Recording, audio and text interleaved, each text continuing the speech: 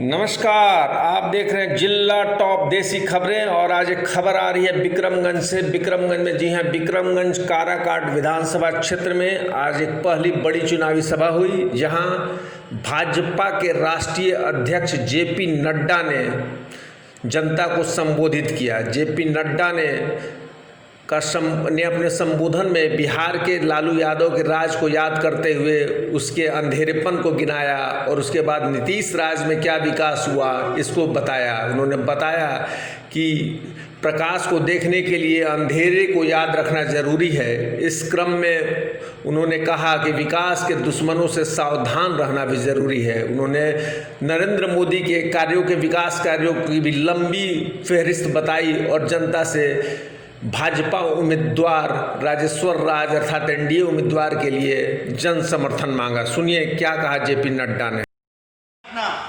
ये वही दल है जिसने आज का जो डीजीपी है उसको गोली चलाने वाला शहाबुद्दीन ये तब तक बचा रहा जब तक लालू राज रहा। जब नीतीश आया तब शहाबुद्दीन जेल के पीछे गया, ये याद रखना। एक दलित, मैं 2-3 उदाहरण देना चाहता हूं। एक दलित गोपालगंज का डीएम था, कृष्णैया उसका नाम था, उसको गाड़ी से निकाल करके किसने जान ली और ये किसका राज था? ये लालू राज था। याद रखो, अगर उजाले की इज्जत करनी है तो अंधेरे की कठिनाई को याद रखना चाहिए। अगर विकास देखना है तो ऐसे विकास के दुश्मनों को भी पहचानना जरूरी होता है। मैं बिहार में मेरा बचपन गुजरा। मैं भी संजय जायसवाल जी के साथ डाक बंगला चौराहा से गुजर रहा था। मुझे वो भी दिन याद है जब डाक बंगला चौराहा में लालू राज में 7 बजे के बाद कोई खड़ा नहीं हो पाता था। मैं सही बोल रहा हूं कि नहीं बोल रहा हूं? मैं ठीक बोल रहा हूं कि नहीं बोल रहा हूं? इसलिए याद रखना। मैं निकला, मैंने कहा यहाँ डी लाल एंड सन्स होता था, कहाँ गया? बोला चला गया। आगे मेफेयर होता था, मैंने कहा वो मेफेयर कहाँ गया? बोला चला गया। मैंने कहा यहाँ बहुत बड़ा बाजार होता था, बोला बंद हो गया। मैंने कहा क्यों बंद हो गया? बोला क्योंकि लालू राज था, सब छोड़ के चले गए औने पौने दाने। ये था बिहार, ये था बिहार जहां 24% बिजली थी। आज बिहार 100% बिजली है। इस बात को समझना चाहिए। आपका बजट 24,000 करोड़ रुपए था, आज 2,20,000 करोड़ रुपए का बजट है। यह बिहार का विकास है। आपका विकास दर उस समय क्या था और अब क्या था? इसलिए मित्रों, मैं एक ही बात कहना चाहता हूं कि आप अगर, और बिहार को मैं बिहार के बारे में क्या क्या बात करूं, आपको शायद पता नहीं होगा।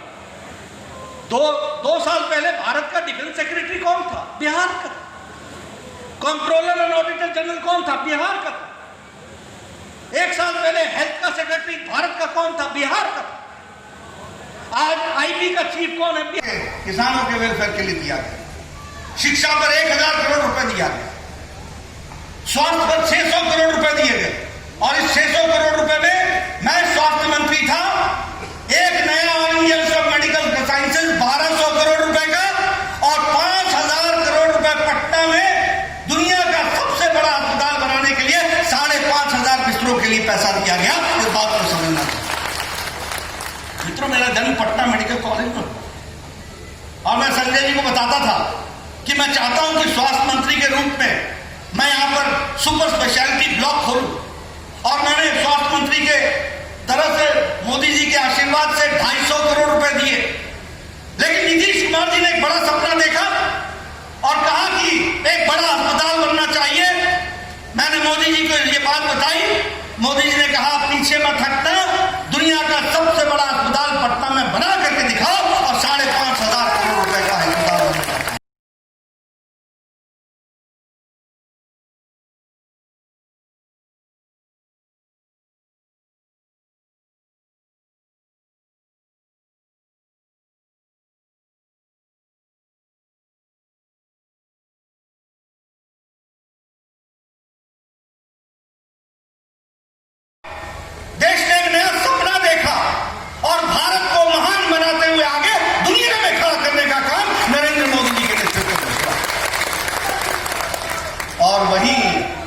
बिहार भी पीछे नहीं रहा। मोदी जी के नेतृत्व में अगर देश आगे बढ़ा तो नीतीश कुमार का हाथ पकड़ करके, नीतीश कुमार को साथ लेकर के बिहार को भी आगे बढ़ाने का काम किया तो एनडीए की सरकार ने किया है। इसको हमको ध्यान रखना। और मैं ये कहने के लिए नहीं आप कह रहा, भाषण के लिए नहीं कह रहा। 1,25,000 करोड़ रुपए मोदी जी ने घोषणा की थी 2015 में। की थी कि नहीं की थी? की थी कि नहीं की थी? उसका रिपोर्ट कार्ड लेके आया हूं और आपको बताना चाहता हूं कि 1,25,000 करोड़ रुपए तो बिहार में खर्च किए ही किए। उसके अलावा मोदी जी ने पिछले 5 साल में 40,000 करोड़ रुपए और बिहार को दिया है। इस बात को समझना चाहिए। बिहार आता हूं तो मैं प्रेरणा से ओतप्रोत हो जाता हूं। अभी मंच संचालिका कह रही थी कि चुनाव में लोग बरगला देते हैं, तरह तरह के भाषण देते हैं और बेचारा वोटर असमंजस में पड़ जाता है कि चुनाव में वोट डालें तो डालें किसको। मैं उनकी बात से सहमत हूं। चुनाव में नारे दिए जाते हैं, चुनाव में बड़ी बड़ी बातें की जाती हैं और वोटर कई बार इन सारी चीजों में अपने आप को भूल जाता है, या कई बार वो बरगला जाता है, या कई बार वो इन पशुपेश में पड़ जाता है कि वो वोट डाले तो डाले किसको। मैं हमेशा एक सिद्धांत बताता हूं सबको कि कभी भी वोट किसी को इस आधार पर मत डालो कि वो आगे